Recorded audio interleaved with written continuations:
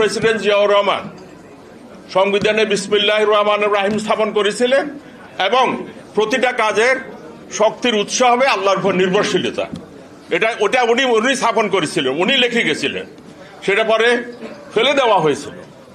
তো আমি জাতীয় নেতৃবৃন্দের কাছে অনুরোধ করব, ওই আওয়াজটা একটু বড় করে তুলুন যে এখানে শহীদ প্রেসিডেন্ট জিয়াউর রহমান যেটা এখানে লিখে গেছিলেন সেটা পুনঃস্থাপন করতে হবে। সেকেন্ড পয়েন্ট হচ্ছে, আমি যেটা বেগম খালেদা জিয়া এখন আপনাদের সামনে ভেসে আছেন, উনি আপনাদের বড় নেতা, নেত্রী, দেশের নেত্রী, লক্ষ কোটি মানুষ ওনাকে শ্রদ্ধা করে। 1972 সনের সংবিধান উনি চাননি, এটাকে এমনভাবে তৈরি করা হয়েছে যেটা শুধু স্বৈরতন্ত্রকে প্রমোট করার জন্য। সেই 72 সনের সংবিধান রেখে আমার কাছে মনে হয় না কিছু করা যাবে এখানে। ওটাতে যদি পরিবর্তনও আনা হয় লাভ হবে না। আরেকটা কথা বলা দরকার, 72 সনের সংবিধান অনুযায়ী বর্তমান সরকার বেআইনি। আমি অনুরোধ করব এই সংবিধান থেকে সরিয়ে আসার জন্য এবং জাতিকে একটা নতুন সংবিধান দেওয়ার জন্য, যেখানে বিএনপি তার ধারণাগুলো, তার আদর্শের কথাগুলো ইনপুট হিসাবে ওইখানে দিবেন আশা করি বিএনপির নেতৃবৃন্দ। থার্ড পয়েন্ট, তৃতীয় একটা কথা বলতে যাচ্ছি, আপনারা অনেক সাফার করেছেন, পেশাজীবীরা করেছে, বিএনপির ওয়ার্কাররা করেছে। এখন এইটা তো আপনাদেরই সমর্থিত একটা সরকার। ছাত্র জনতার অভ্যুত্থানের মাধ্যমে আমাদের যে স্বাধীনতা অর্জিত হয়েছে 5ই অগাস্ট, তারই একটা ফল হচ্ছে এই সরকার। এই সরকারের যতটুকু সুবিধা আপনারা নিতে পারেন সেটা নেওয়ার জন্য অনুরোধ করব। এই সরকারের থেকে যতটুকু সুবিধা নেওয়া যায় না আপনাদের লোকদের জন্য, সেটা অনুরোধ করব। আপনারা বিটিভির কথা দেখেন, বিটিভিতে বোধহয় ডিজি পরিবর্তন হয়েছে, আর কিছুই পরিবর্তন হয় নাই। জিয়াউর রহমানের সময় যে প্যাট্রিয়টিক সং আমি তো শুনি না। তাহলে কেন আওয়াজটা তুলছেন না যে বিটিভিতে জাতীয়তাবাদী ওইসব এগুলো সংস্কৃতিগুলো আনতে হবে? কই আপনাদের বেবি নাজরিন এখান থেকে চলে গেল, উনি তো এসেছে, কনক সাফা, তারপরে ওই যে আরো মনির খান, ইভেন যদিও সে পরে বিএনপি, এদের উপস্থিতি তো আমি দেখি না।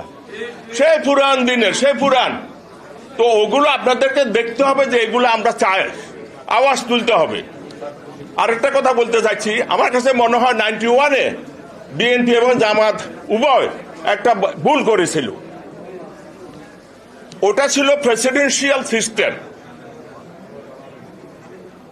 আপনাদের সাপোর্ট ছাড়া, আপনাদের দলের ছাড়া এদেশে কোনো প্রেসিডেন্ট নির্বাচিত হবে না। তো সেইটা থেকে আপনারা সরিয়ে আসছেন এবং আওয়ামী লীগ সেটাকে অভিনন্দন জানাচ্ছে, কারণ তাদের সুবিধা ওটা। ওয়েস্টমিনিস্টার স্টাইল অফ ডেমোক্রেসি, যেটাকে পার্লামেন্টারি সিস্টেম বলা হয়, সেটা আওয়ামী লীগের জন্য 100% ফিট, আপনাদের জন্য ফিট ছিল না। আপনাদের সমর্থন ছাড়া, আপনাদের দলের ছাড়া কোনো প্রেসিডেন্ট নির্বাচিত দেশে হবে না, হতো না। এবং আজকে আপনাদেরকে যেভাবে স্বৈরতন্ত্র উত্থান হয়েছে, যেভাবে আপনাদেরকে নিষ্পেষিত করেছে, সেটা কখনো হতো না। আমার কাছে মনে হয় সেই প্রস্তাবটা দেওয়া উচিত, যেটা আমার পার্সোনাল ভিউ, যে এখানে presidential system balance, prime minister এবং প্রেসিডেন্টের মধ্যে president shall be elected directly by the people. ওটা ওই প্রেসিডেন্ট না, যে প্রেসিডেন্ট শুধু ওই যে এখন যেটা আছে ওইভাবে না, ওটা ভোটের মাধ্যমে হবে। আমি আপনাদেরকে সাক্ষী রেখে বলতেছি, 1979 বা 80 সালের দিকে বিএনপি সমর্থিত জাস্টিস সাত্তার উন করলো, কামাল হোসেন মতো ধ্বজা গলা বিখ্যাত লোক হেরে গেল। আপনাদের শোকের সামনে তো উদাহরণ আছে। বেগম খালেদা জিয়া যদি প্রেসিডেন্ট ক্যান্ডিডেট করে, বিশ্বাস করেন ওই রোগে আক্রান্ত অবস্থায় উনি উইন করবে। তো এই সুযোগটা কেন আপনারা হারাচ্ছেন?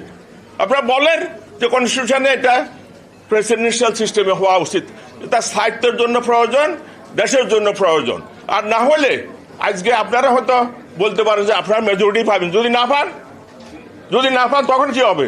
কয়েকটা দল তো প্রফেশনাল রিপ্রেজেন্টেশন চাচ্ছে, প্রফেশনাল রিপ্রেজেন্টেশন ধরে নিলে আপনারা 40% পাইলেন, তো 40% আপনার মেজরিটি হচ্ছে না, ওদের উপর নির্ভর করতে হবে, আনুপাতিক নির্বাচনে ওদের উপর নির্ভর করতে হবে।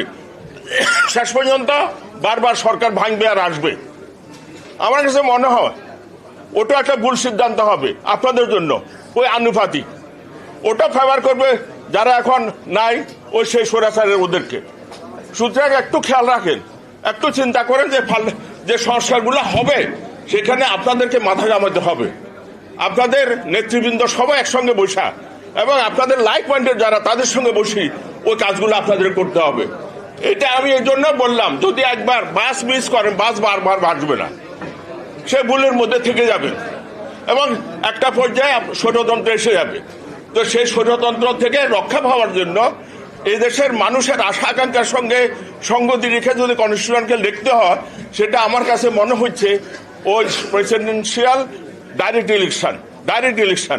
আপনাদের দলের প্রেসিডেন্ট কেউ হবে না। ইভেন কি আপনারা যদি সেমাই নিরপেক্ষ লোকদের, সেটা আপনাদের সমর্থন লাগবে করতে। তো আপনাদের অসুবিধাটা কোথায়? কোনো অসুবিধা আমি দেখি না। বরং যেভাবে ছোট দলগুলো থাকছে প্রপোর্শনাল রিপ্রেজেন্টেশন, এটাতে সরকার একবার পড়বে, আরেকবার হবে, আরেকবার পড়বে, আরেকবার পারমুটেশন কম্বিনেশন চলতেই থাকবে। আপনারা দেখেন গিয়া, চিন্তা করে একটু দেখেন। তো যাই হোক, এই কথাগুলো এই জন্য বললাম যে এখন লাস্ট কথাটা আমি বলতে চাচ্ছি, এই সরকার আপনাদের, এই সরকার যে কাজগুলো করতে পারবে দলীয় সরকার নাও করতে পারে, কারণ আপনারা কনসেনসাস নাও আসতে পারেন তখন।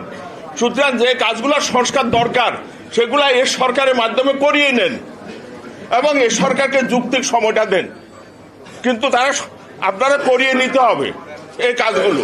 সুতরাং যেটা দরকার সেটা চিন্তা করেন এবং সরকারের মাধ্যমে যে ঠিক আছে এই কাজগুলো আপনারা করেন, আমরা সহযোগিতা দিচ্ছি।